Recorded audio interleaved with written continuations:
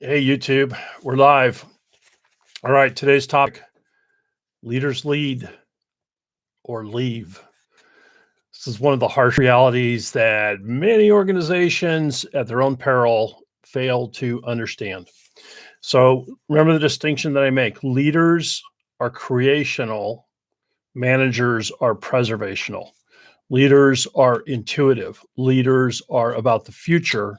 Managers are about the present and about known systems and provable methodologies or proven methodologies that they can rely on. So leaders are more committed to the future than they are to the politics of the present.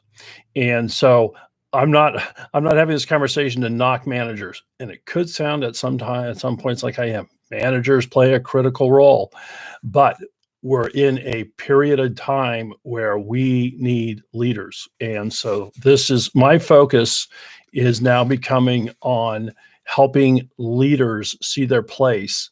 And for those who aren't clear on what their place is, giving them the confidence to take their place.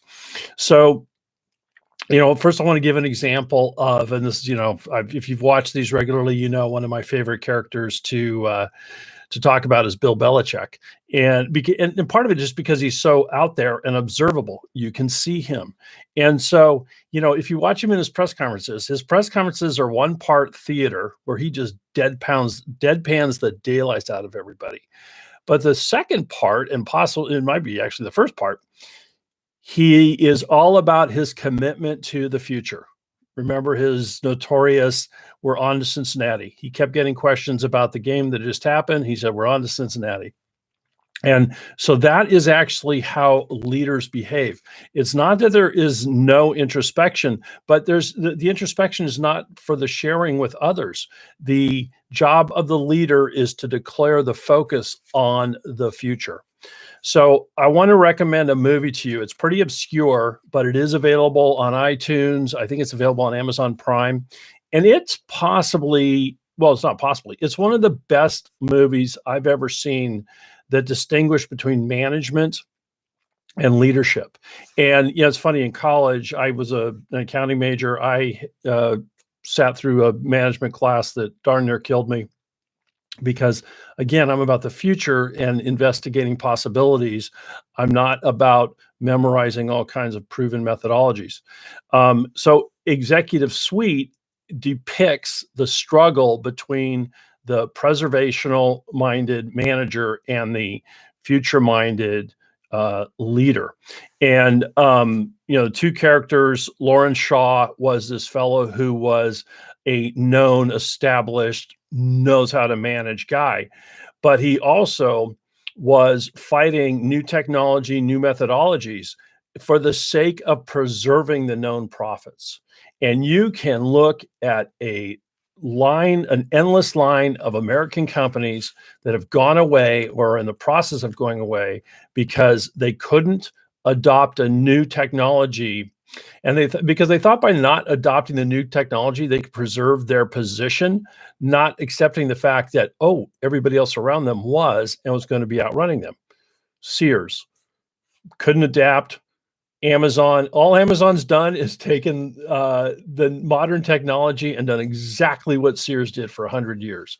A lot of people I'm sorry, I'm getting off track a little bit, but so I'm getting ahead of myself. So this movie, Executive Suite, it's a 1954 movie, and it depicts clearly the struggle. And what you can also see is that the struggle that leaders have is proving the unknown. And so the board of directors at first was tending towards going with the proven preservational manager. And then through a vetting process, they finally started to catch on, oh my gosh, this is all going to go away if we don't adapt, if we don't listen to the guy who is the leadership candidate. And maybe I shouldn't give away the ending. Okay, I'll stop there. But anyway, if you consider yourself a student of the game and of understanding leadership versus management, you've got to rent or buy that movie and watch it. Maybe watch it a few times because the lessons in there are are just beautiful. So, what is a leader to do? And this comes back to fundamentals, which I'll just repeat over and over again. First of all, leaders need to know themselves, and they need to understand. If you are a leader and don't yet understand your unique position to create and to improve the human condition, you need to first understand that. Next, you need to understand your own temperament. And I'm going to boil it down to one very simple distinction in temperament. There are starters and there are finishers, and both can be creational leaders. And what I am saying is that there are starters. And you can see this, there's a whole bunch of entrepreneurs who start companies, leave, start companies, leave, start companies, leave, because they have zero interest in the process.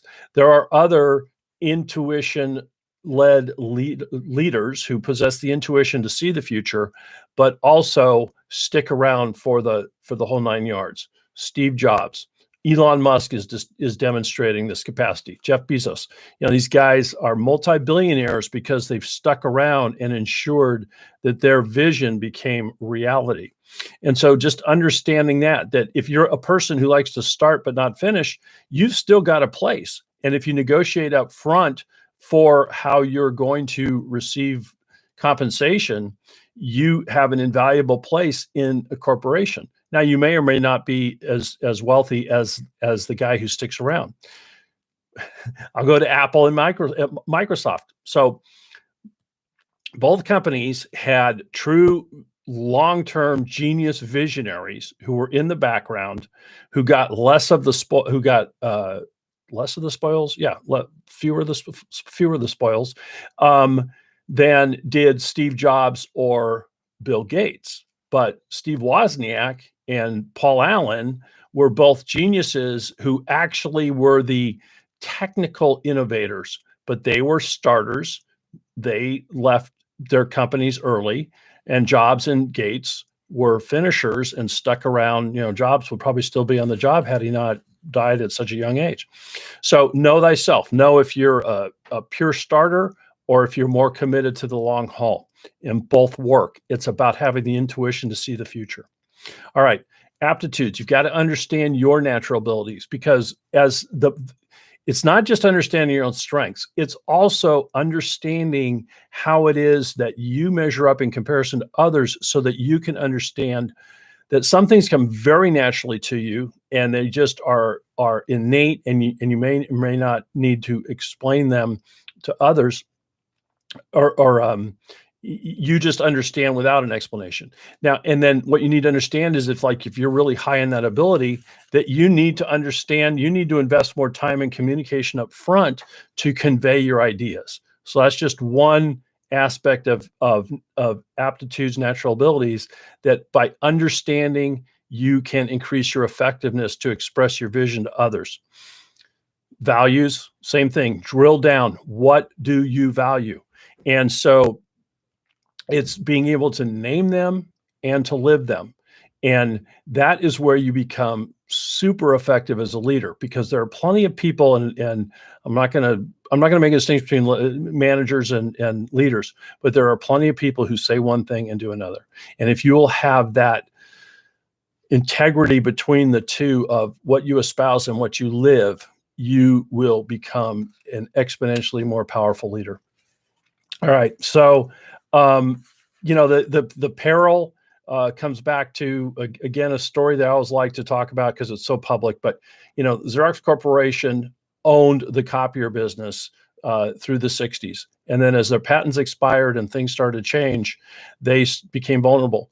They invested their enormous profits in a groundbreaking entity called the Palo Alto Research Center, PARC. And 3 years before IBM came out with their mediocre PC, Xerox had invented and built the first version of a Mac. They had a better product, but their own preservational management killed it because they couldn't stomach the idea of losing the profits on their copiers, which they were going to lose anyway. So most importantly, leaders, play your position. Stay in that creational spot. Be that person who sees the future and brings it to others. That's what I've got. I'll see you later.